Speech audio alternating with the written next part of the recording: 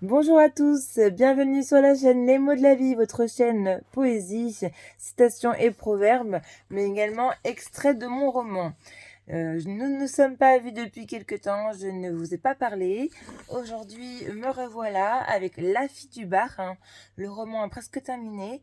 Je vais vous lire un passage important, un passage que vous pouvez retrouver dans le roman, en tout cas quand il sera terminé, et j'espère bien édité. Je vais vous le lire. Vous me dites dans la vidéo, dans les commentaires plutôt de la vidéo, ce que vous en pensez. Vous me retrouvez sur Facebook et sur Insta. Commentez, likez et partagez. Je vous en serai reconnaissante. En tous les cas, pour tous ceux qui sont en week-end, bon week-end. Je commence. Le titre du chapitre, le détective et sa salade. Il était assis sur une banquette moisie, un sandwich en main. Un vieux bout de salade se promenait sur la table. Il avait l'air de rien, avec un air de tout. Il lisait un vieux journal sur un air de musique inconnue. Son bras cachait presque son visage, mais on le voyait à la recherche d'une vie, la sienne ou celle des autres.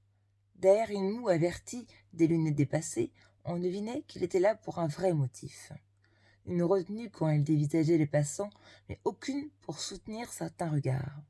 D'où j'étais, je le dévisageais, et il le savait, mais cela ne le dérangeait pas. Il me lançait même quelques sourires. Je pense qu'il était détective, et je pense qu'il savait que je l'avais compris. Après un long combat de regards avec ce pseudo-détective, l'heure de quitter le restaurant sonnait déjà. Dehors, la pluie faisait la fête. Les gouttes me refroidissaient le visage, et mon parka blanc était trop grand.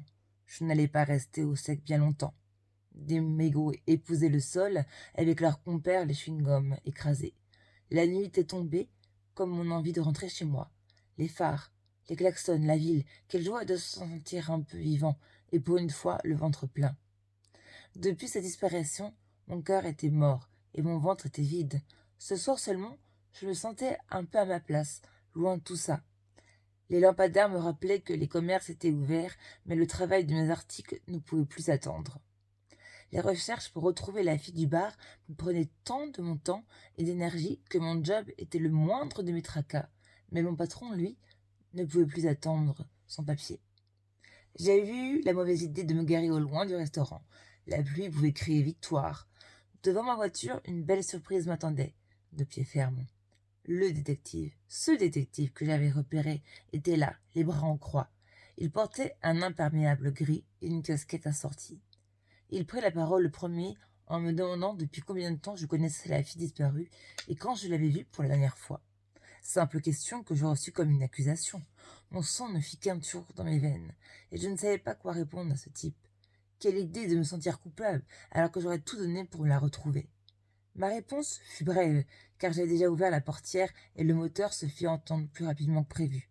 J'avais enjambé l'amateur en lui forçant le passage, en lui criant que je la connaissais depuis des mois et la retrouver était ma priorité. J'avais quand même laissé entendre que je ne savais pas qu'il envoyait à moi, mais qu'il pouvait repartir se mettre au chaud, car nous avions le même but. Voilà, c'était un extrait, un court extrait avec ce détective. Laissez-moi des commentaires.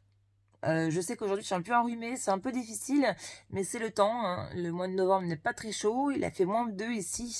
Je ne sais pas d'où vous êtes en France, mais je suis des Pays de la Loire, hein. Dites-moi d'où vous êtes aussi, ça peut être intéressant de faire connaissance. Et je vous dis à très bientôt. Au plaisir sur les mots de la vie.